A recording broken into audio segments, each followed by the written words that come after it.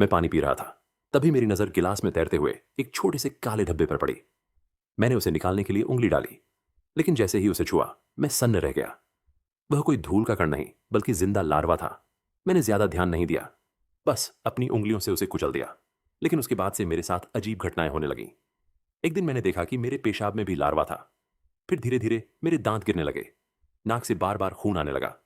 कई बार तो बिना किसी वजह के मैं अचानक बेहोश हो जाता था। जब होश आया तो खुद को अस्पताल के बिस्तर पर पाया। अस्पताल की डायरेक्टर ने कहा कि मेरी हालत लगातार बिगड़ रही है। उन्होंने सलाह दी कि मुझे कुछ दिन और निगरानी में रहना चाहिए। फिर उन्होंने एक खास हाइड्रोथेरेपी का सुझाव दिया। उनका दावा था कि इससे मेरा इम्यून सिस्टम फिर से ठीक हो जाएगा।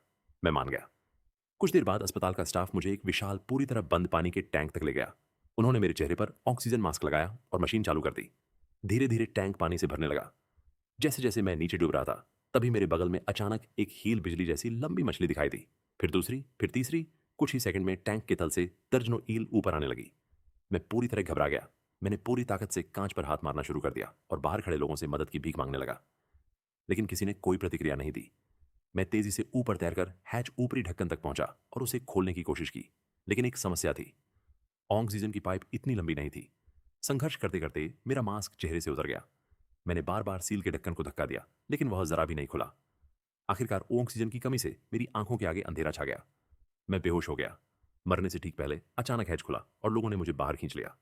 जैसे ही मेरी सांसें वापस आईं, मैंने सबको बताया कि उस एंक के अंदर कुछ था। लेकिन जब मैंने टॉर्च लेकर दोबारा अंदर देखा, वहां कुछ भी नहीं था। डायरेक्टर ने कहा कि इस इलाज के दौरान कभी कभी लोगों को भ्रम हेलुसिनेशन हो जाता है। उन्होंने कहा कि यह बिल्कुल सामान्य बात है।